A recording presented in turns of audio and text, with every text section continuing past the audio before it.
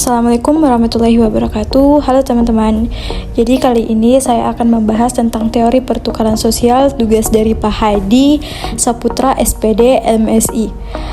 Perkenalkan, nama saya Ain Nur Pratiwi, NIM saya 105381101721, Prodi dari Ilmu Pendidikan Sosiologi Angkatan 2021. Baik, ada 4 topik pembahasan yang akan saya bahas.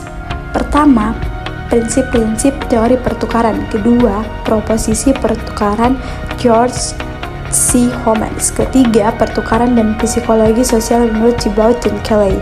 Keempat, kekuasaan dan pertukaran menurut Peter Blau. Nah, pertama saya akan membahas tentang prinsip-prinsip teori pertukaran. Pertama, satuan analisis. Satuan analisis dalam tatanan sosial adalah sesuatu yang diamati dalam penelitian dan memainkan peran penting dalam menjelaskan tatanan sosial dan individu. Motif pertukaran. Motif dalam teori pertukaran mengasumsikan bahwa setiap orang mempunyai keinginan sendiri. Setiap orang itu akan memerlukan sesuatu, tetapi sesuatu itu tidaklah merupakan tujuan umum. 3. Faedah atau keuntungan orang yang paling egois pun tidak berada dalam kehampaan hidup, karena ia memberikan sesuatu kepada orang dan memperoleh kesenangan dari emosinya. Keempat, pengesahan sosial. Pengesahan sosial merupakan suatu penguasaan, merupakan motivator yang umum dalam sistem pertukaran. Selanjutnya, proposisi pertukaran George C. Homans. Pertama, proposisi itu biasanya dinyatakan dan diuji secara empiris oleh orang-orang yang menyebut dirinya psikolog. Kedua, dan yang lebih penting, proposisi itu bersifat psikologis karena level tempatnya berhubungan dengan individu di dalam masyarakat.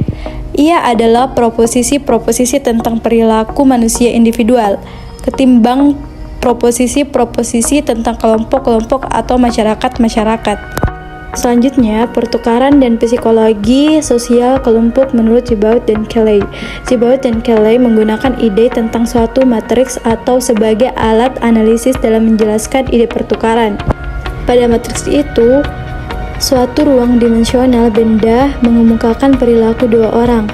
Dengan melakukan tabulasi silang kedua dimensi tersebut, maka beberapa sel terbentuk. Pada setiap sel kemungkinan untuk membayangkan keinginan-keinginan berperilaku dari setiap pasangan interaksi.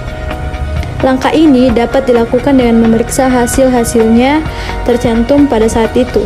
Nah, dan yang terakhir, kekuasaan dan pertukaran menurut Peter Blau.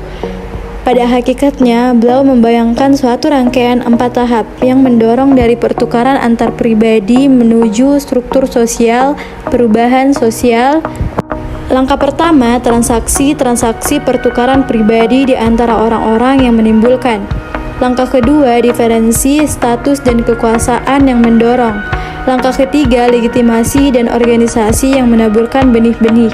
Langkah keempat, perlawanan dan perubahan. Nah, itu saja penjelasan singkat dari saya. Kurang dan lebihnya mohon dimaafkan.